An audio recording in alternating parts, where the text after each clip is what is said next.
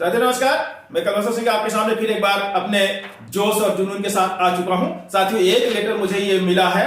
ये लेटर है आपका 17/11/2021 का। लेकिन इस लेटर के बारे में बताऊं उसके पहले मैं आपसे बात करना चाहता हूं कि मैंने पिछले अपने वीडियो में एक बार आप लोगों से हाई कोर्ट में पिटीशन दायर करने की बात की थी, लेकिन एक भी पिटीशन आज दिनांक तक हाई कोर्ट में नहीं पहुंची है। सब लोग बोलते तो हैं कि हम कोर्ट करेंगे, लेकिन आज तक एक भी पिटीशन 5 जून 2018 को लेके अभी तक दायर नहीं हुई है और दायर होंगी या नहीं ये आप ही सुनिश्चित कर सकते हैं। साथियों मैं आप लोगों का रुख देख के, ऐसा ठंडा रुख जैसा आप लोग अपना रहे हैं, ये सारा रुख देख के मैंने खुद वकील से बात की कि मैं क्या पिटीशन दायर कर सकता हूं।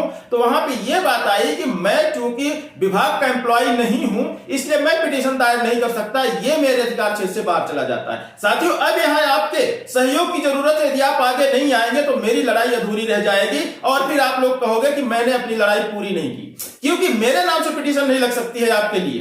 इसलिए मैं मजबूर हूं कि आप लोगों का सहयोग चाहिए, लेकिन आप लोगों के फायदे के लिए मैं लड़ रहा हूं, लेकिन आप लोग ही आगे नहीं आ रहे हैं, तो ये लड़ाई मैं कैसे पूरी कर पाऊंगा। साथियों आगे आइए और पिटीशन दायर करिए और पिटीशन की कॉपी जैसे दायर हो जाए मेरे को भेजिए, ताकि मैं अपने वीडियो के माध्यम से और लोगों तक उसको पहुंचा सकूं, ताकि और लोग उससे इंस्पायर होकर आगे आए। साथियों जब तक पिटीशन दायर नहीं होगी, एनआरएचएम का जो अड़ियल रुख है, इस अड़ियल रुख से लड़ने का तरीका हड़ताल तो नहीं हो सकता, इसलिए कि हड़तालें बहुत हो चुकी हैं, आज तक कुछ नहीं हुआ है। लगभग 2 महीने की छोटी छोटी हड़तालें टुकड़ों में जो आप लोगों ने की है वो लगभग 2 महीने और 2 महीने की सैलरी आप लोग कटवा चुके हैं। यदि किसी की सैलरी या सबसे उच्च पद की बात करें डीपीएम की, तो उसकी बेसिक सैलरी जो है 40,000 है। यदि 2 महीने की सैलरी कटवा दी जाए तो 80,000 उनके कट चुके हैं। और सबसे कम सैलरी जो है लगभग 5,000 के लगभग अपन एक अनुमानित मान के चलते हैं कि 5,000 एक कर्मचारी की सबसे न्यूनतम सैलरी हो तो वो भी अपना 10,000 कटवा चुका है।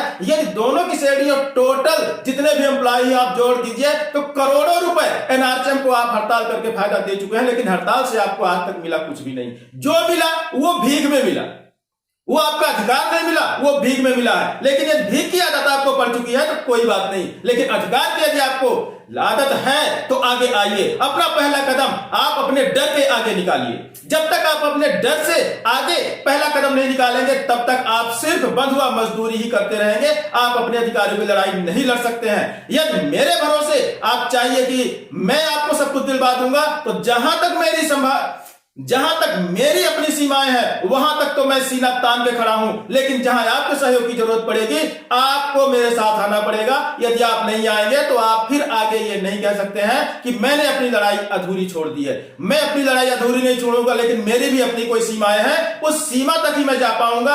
आगे आपकी जरूरत पड़ेगी तो ही मैं आपके साथ उस सीमा को लांघ सकता हूं, नहीं तो मेरी सीमाएं मुझे रोक देती हैं वहीं पर। साथियों मैंने कोर्ट में वकील से बात की, वकील सीधे सीधे बोलते हैं कि आपके नाम से पिटीशन विभाग की नहीं लग सकती, इसलिए कि आप एम्प्लॉय नहीं है। इसलिए मैं आप लोगों से गुजारिश करता हूं कि आप लोग कोर्ट में आइए। बाकी डर मन का निकाल दीजिए कि कोई आपकी नौकरी ले सकता है, क्योंकि इतना भी अधिकार किसी के पास अभी तो नहीं है। क्योंकि जब आप डरेंगे तो आपकी नौकरी जा सकती है, लेकिन आप लड़ेंगे तो आप पूरी तरह विजय हासिल करेंगे, आपको कोई डरा नहीं सकता है। क्योंकि डर ही एक ऐसी चीज है जो हमें मजबूरन मजदूरी करने के लिए, बंधुआ मजदूरी करने के लिए हमेशा प्रेरित करती है। यदि आप अपने मन का डर निकाल दीजिए तो आपकी जीत पक्की है, ये 101% की गारंटी मैं आपको दे सकता हूं। जितना मैंने एनआरएचएम को अभी तक खगाला है, जितना मैंने एनआरएचएम के अभी तक अधिकारियों को समझने की कोशिश की है, तो वहां बस सिर्फ एक ही बात है कि आपको डरा के काम लिया जाए, आपके अधिकारों को छीन के काम लिया जाए, तो आप काम करते रहेंगे। आपका अधिकार यदि आपको दे दिया गया तो एनआरएचएम के अधिकारियों के हाथ की कलमें जो हैं वो टूट जाएंगी।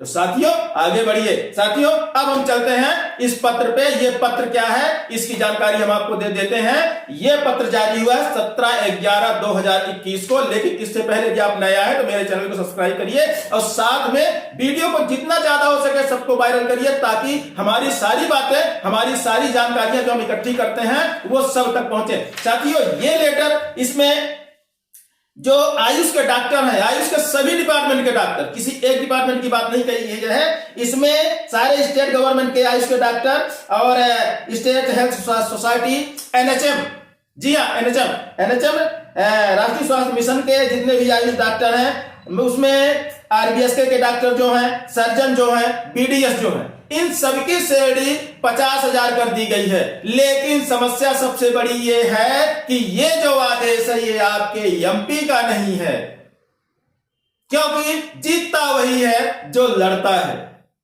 लेकिन लड़ाई सही दिशा में होनी चाहिए। ये आदेश गोवा गवर्नमेंट का है।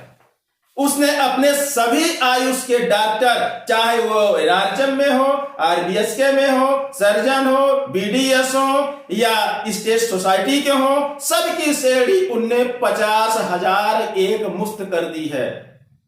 साथियों, आगे आइए, लड़िए। आप अपने अधिकार के लिए लड़ेंगे तो ही जीत पाएंगे। यदि आप गुलामों की तरह कुर्सी में बैठ के सिर्फ एनआरएचएम की गुलामी करते रहेंगे तो एनआरएचएम तो वैसे ही कुछ नहीं देना चाहता। 5 जून 2018 की नीति आपके लिए लागू हो चुकी है, लेकिन आप लोग 2.5 साल लगभग हो चुके हैं, उसके लिए कुछ नहीं कर पाए हैं। हमारे संगठन के नेता भी क्या कर रहे हैं वो भी हमें कुछ खास समझ में नहीं आ रहा है। जाएंगे 1000-2000 बढ़ जाएगा, लेकिन वो 1000-2000 कहां से बढ़ जाएगा वो भी हम सारी बातें आपको बताएंगे। लेकिन आप आगे आइए। यदि आप आगे आएंगे तो हम आपका पूरा साथ देंगे। साथियों, आज इन्हीं शब्दों के साथ आपसे विदा लेते हैं। मिलेंगे फिर अगली जानकारी लेके अगले वीडियो में। तब तक के लिए